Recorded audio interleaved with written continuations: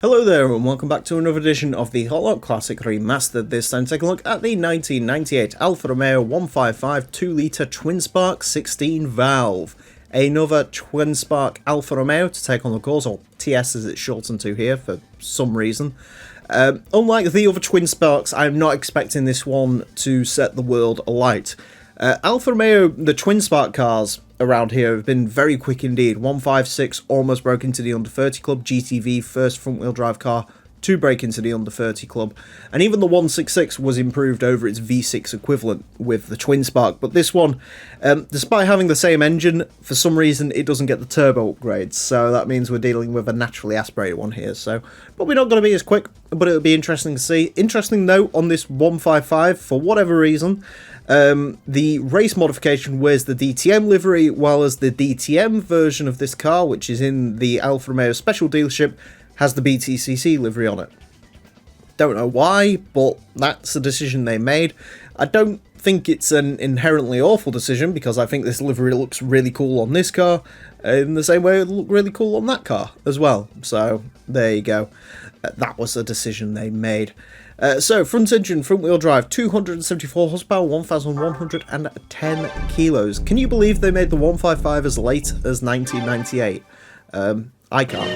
Anyways, this car is going to get 6 laps of the Motorsports Land track in order to set the best time it possibly can. Our current leader is the Mitsubishi GTO LM Edition, set a time of 27.223.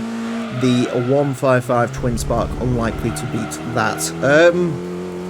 In terms of where this is going to go, the slowest Alfa Romeo we've had has been the 166 2.5 V6 24 valve Sportronic, which sits towards the bottom half of the leaderboard, 31.238 I believe for that. So if this can beat a 238, that means this isn't the slowest Alfa Romeo. That would also put it right around the times of stuff like the Dodge Stratus, Nissan Primera.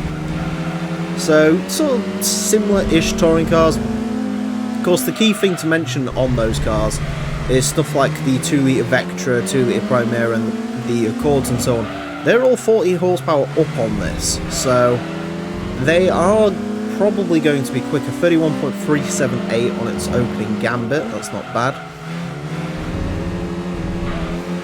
Not great, but not bad. I really need to find a way to turn those Steam notifications off. They sort of pop up every now and again. It's because of the weird way this is being recorded. I used to just record it directly from DuckStation, but for some reason, because of course it did, Shadowplay had an update and broke all of that. So now it's just sort of screen recording. So if you hear sound effects or see prompts and stuff popping up, that's why. I'm sure it's a really easy fix. I don't know if you're new to my content, if like the Hot Lap Classics the only thing you watched. I am utterly incapable when it comes to recording setups and technology and all that. Like any console stuff I do, I still use the Elgato game capture thing from like 2015 or something like that. So yeah, I'm not known for my adaptness to this sort of stuff. That being said, I will say I set up DuckStation all by myself, and I did a pretty good job, if I do say so myself. Got the game running 4K 60, like overclock speed's good, so it doesn't slow down in the menus. I mean, it does also help my computer's pretty godly, so, or was. I think it still is. I don't know. I'm trying to remember the name. If you want to know, it's a HP Omen of some description. The 45L, the giant one, it weighs like 25 kilos, it's huge. It's like an RTX 3080 i9 something or other stuff.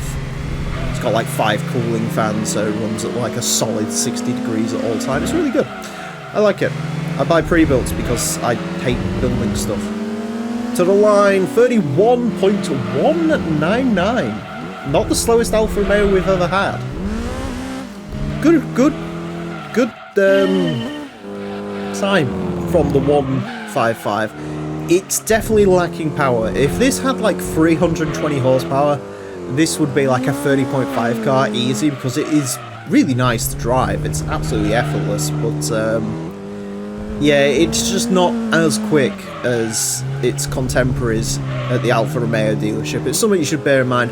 Admittedly, this car is like 11 grand in the game, which is an absolute bargain, really. So, but the sector times are all over the place. I don't necessarily think it would have gone that much quicker, if I'm being honest, but there you go, we'll take it. 31.199. We'll place this into 190th place. Goes in between the Nissan Fairlady Z version R 2x2 and an Acura NSX. So it's quicker than a 4-speed NSX, so that's something. Quicker than the DB7 Volante. It is quicker than the Vectra 2-litre SRI, quicker than the Stratus, as we mentioned, quicker than the 166, quicker than a Primera.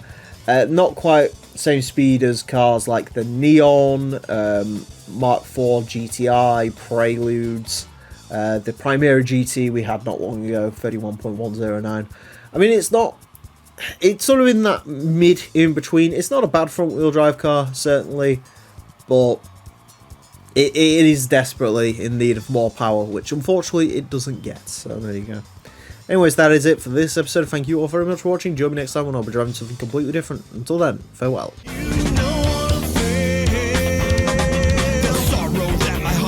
Knowing just where my hopes and dreams are going. I'll only pay. Got up in a wall that you are not part of. Eyes on the slit of your